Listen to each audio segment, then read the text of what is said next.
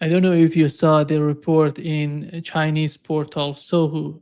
They reported that in the event of an attack on Kaliningrad, nothing will remain of Europe. They're talking about 34 million people will die in 5 hours. Do you think that the things that can get that crazy, somehow? Who's that crazy? Who's that crazy? No, no. This is a report on the Chinese portal. No. So What I'm saying is, do I think who's that crazy? I'm talking about Europeans, basically German and the United Kingdom. They need to Because understand they will cease to exist. I just did an interview. I don't want to give it away too much because I want people to watch it with Sergei Karaganov. He's a very noted Russian thinker, very influential. He wrote a paper a couple of years ago where he postulated the notion that the United States would not trade Boston for Poznan. And what he's saying is that Russia needs to preemptively hit Europe with nuclear weapons because he doesn't believe the United States will sacrifice America for this crazy Europe. Now, he made that back when Biden was president. He made that statement. Today we have Trump, and it's clear. Understand, Scott Bessent has told the Europeans that if Russia attacks a European country, the Article 5 response from the United States will be to sell NATO weapons, but not to get involved militarily. All right. And now we have a situation where Europe is deliberately provoking Russia in contravention of the policy direction desired by the President of the United States. So now if NATO attacks Kaliningrad, the Russians will immediately annihilate Europe. 34 million dead, if you're lucky, could be more. And there won't be a damn thing the United States will do about it because we're not going to sacrifice 150 million Americans for the stupidity of Europe. And people need to stop blaming Russia for this. Russia's the one that actually, they're the only ones out there with an arms control plan. They want to extend New START. The United States isn't responding to that. Russia is willing to sit down and talk about any aspect of anything as long as it's done within a framework that respects the legitimate national security interests of Russia. So people have to start asking us, what are you willing to die for if you're European right now? Because if you allow the insanity of the Poles, of the Balts, of the Germans to manifest itself, because remember, Germany has a brigade right now in Lithuania. It's a joke of a brigade. It can't do anything. But my God, we have German tanks in Lithuania posturing to fight the Russians. Is this 1943 all over again? Yes, it is. But you had General Donahue talk about, well, we can shut out the lights in Kaliningrad. No, we can't. General Donahue, no, you can't. First of all, I've said this. I said it at the time. I'll say it again. General Donahue, if he's the commander of NATO forces, will be dead within an hour of NATO forces striking Kaliningrad, because the Russians will just simply take out his command and control facility with a nuclear weapon, and he'll be dead. And so will all the nuclear planners. And then shortly thereafter, the political leadership of Europe will be annihilated as well, as Russia will immediately destroy Europe. Not a single major European city will be left standing. Why? Because Europe poses a threat to Russia, an existential threat. And you don't let rabid dogs run free in your cities. I've said this all along. Russia will become the modern day equivalent of Atticus Finch. And they will pull out the rifle reluctantly, and they will put a bullet through the skull of the rabid dog that is Europe today. I mean, this is harsh talk, but my God, this is what we're talking about. This isn't a joke anymore. This isn't, posturing. Russia's not weak. I mean, Seymour Hersh is a very good friend of mine. I love the man to death, and I have the highest respect for him as a journalist. But he has allowed himself to be hijacked by U.S. sources that just promulgate bullshit, straight up crap. And he's written an article now that, he does say that in the opinion of U.S. sources. But why give them a platform? Because the impression is that you agree with them. And these sources are the Russian army is in disarray. No, not even close. The Russian army is a fully functioning war machine that has, mastered the art of modern day high intensity conflict. I mean, can you point to, a problem here, a problem there? Of course you can. When you have 710,000 soldiers on the line carrying out, intensive combat, there will be people who don't perform well. There will be people who decide they don't want to be there. There will be this, that, and the other thing. But hell, that happens everywhere. I mean, do we judge the United States military because in 1944 we had American soldiers drop their weapons and desert the battlefield? Does that show that there is a systemic problem in the American military, or is the American military one of the finest fighting forces ever, formed at that time, and went on to, defeat Nazi Germany on the Western Front? The Russians right now are pretty damn good at what they do. They're very good at what they do. A military in disarray. What about the Rubicon Center? This is the drone warfare unit that the Ministry of Defense has created, an elite force that even the Ukrainians are like, we can't touch these guys. They're created to kill Ukrainian drone operators. When Rubicon shows up, the Ukrainians know they're about to die, because that's what happens. The supremacy of drone warfare. This is what, Pete Hegseth and, Army Secretary Driscoll, say they want the Americans to be, but the Americans aren't even anywhere close to this. We can't even touch what the Russians are doing right now. Then the Russians have consolidated a drone fighting force into an unmanned, vehicle group. It's a new service. The Ukrainians did it. Ukrainians are pretty damn good too. I mean, in some cases, they're probably better in certain tactical applications, but the Russians have caught up and surpassed them, and strategically, the Russians are dominating this. A military in disarray doesn't do that. The Russians have the ability, they're the quickest turnaround in terms of learning the lessons of war.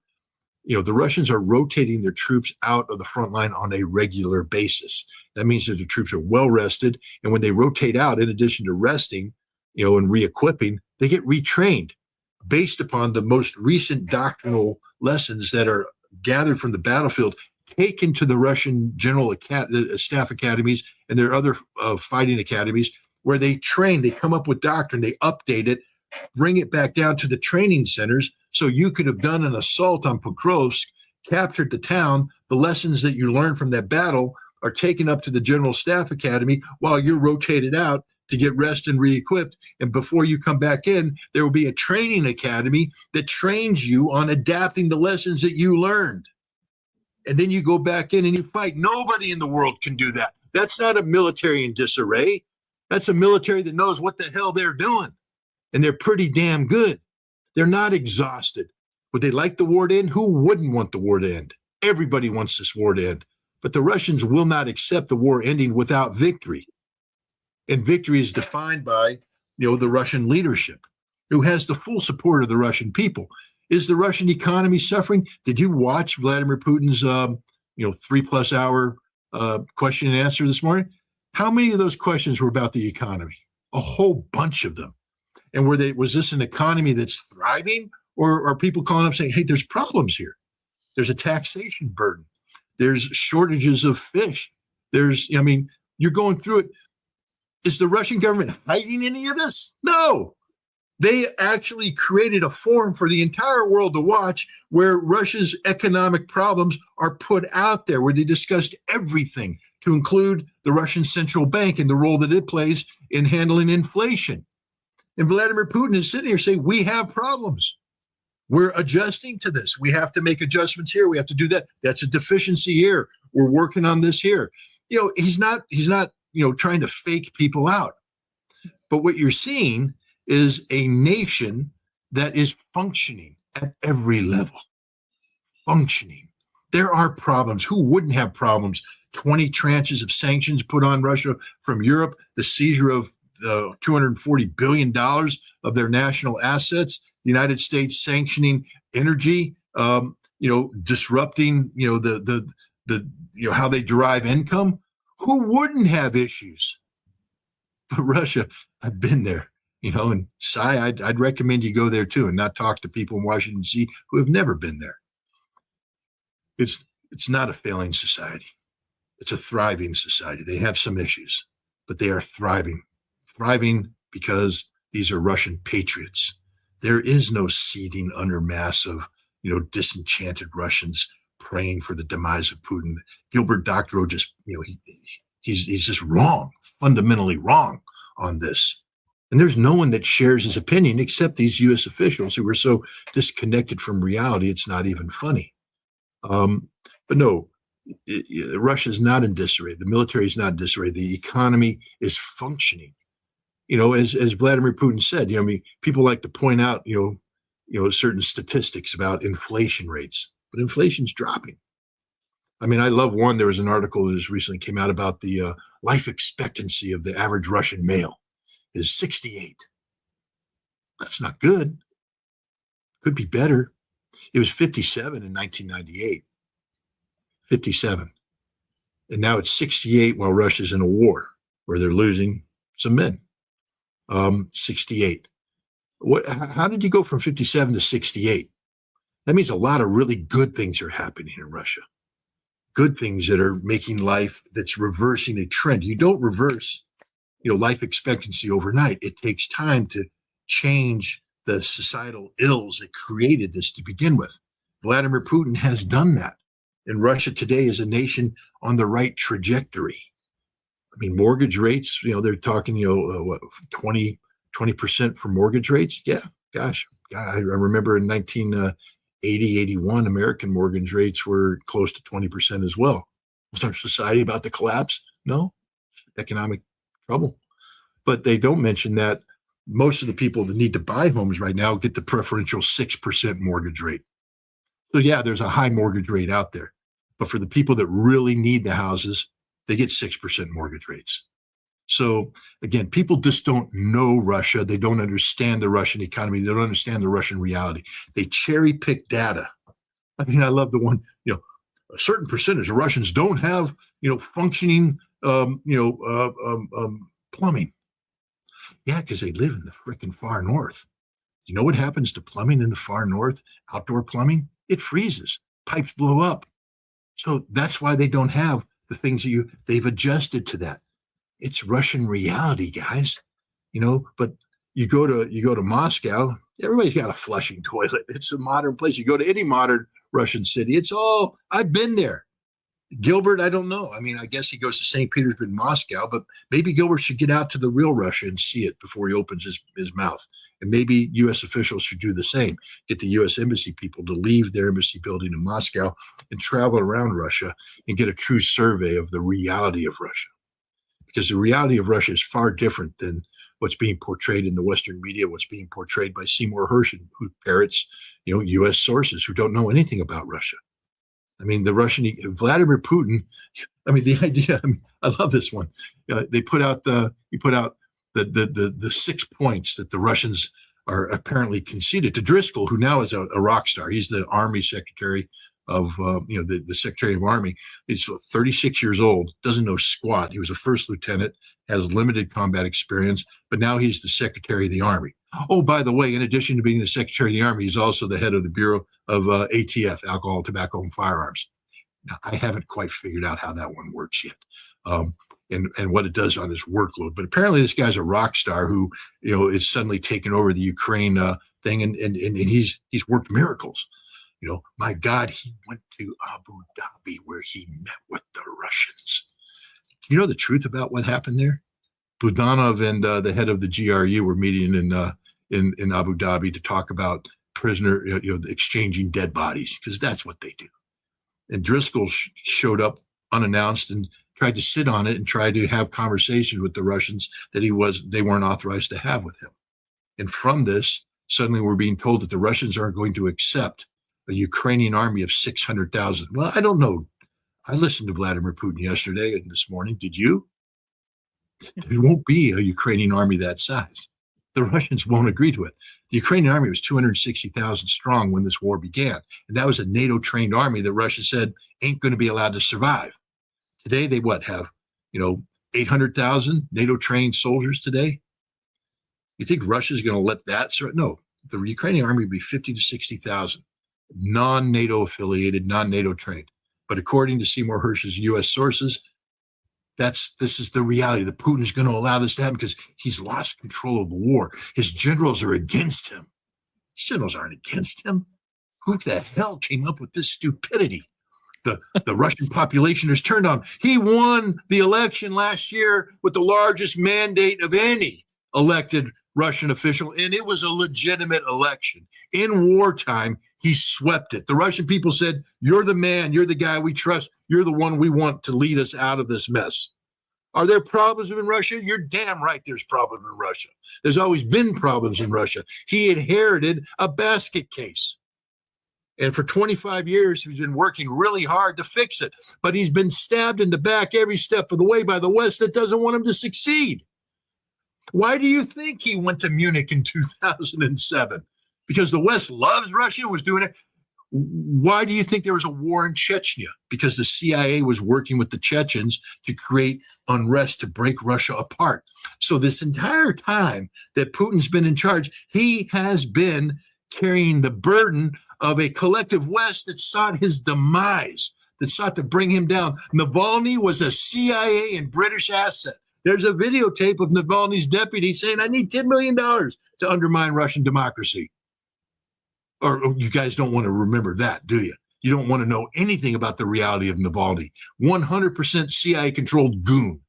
They're not a representative democracy, none of that. This was the conspiracy of the West to attack democracy. And then when Russia adjusted to survive, to say, look how undemocratic Russia is. Guys, it's just wrong. All of it's wrong. Joe Biden traveled to Moscow in 2011 and met with the Russian opposition in Moscow during an election year and said that it would be bad for Vladimir Putin to run for president again. Could you imagine Dmitry Medvedev coming to the United States and saying, no, it would be really bad for J.D. Vance to run for president 2028. The Americans would go, well, gee, thanks for coming and telling us this. Or would we run them out, tar and feather and run them out of the country for interfering? Joe Biden went there and said that to them. How do you think the Russians respond to that? How do you think they respond to Hillary Clinton, saying what she said about the elections, undermining the confidence of the Russian people in the parliamentarian elections that took place in December of 2011 in the lead up to the president election of 2012 that brought Vladimir Putin back into power? Am I saying that Russia's a perfect democracy? No. Even the Russians don't say it's a perfect democracy. The Russians say it's a Russian democracy. It's a Russian democracy largely shaped by the interference of the United States. 1994, Mr. Mary, who is the charge of the affairs, head of political affairs in the U.S. Embassy in Moscow, wrote a long memorandum, the new long memo, long telegram. And he basically chastised the United States for destroying Russian democratic institutions because we wanted to keep, Boris Yeltsin in power. So we prevented Russia from becoming a democracy at the very time they could have become a democracy. But we allowed Boris Yeltsin to suppress. How did he suppress God? He put frickin' tanks in the road in October of 1993 and fired on the Russian parliament. He sent troops into the parliament to kill Russian democratic leaders who disagreed with his policies. And then we helped him cook the new election to re-elect a new parliament. I mean, we have destroyed every institution in Russia, economically, politically, everything. We created a basket case on purpose. And Vladimir Putin raised them out of this, and he did so, and the Russian people love him for this. Yeah, was there a majority or a minority of Russians who believed in all the lies of the West? Yeah. And guess what happened after the special military operation began? 900,000 of them fled, because they didn't want to be part of Vladimir Putin's Russia. Where'd they flee to?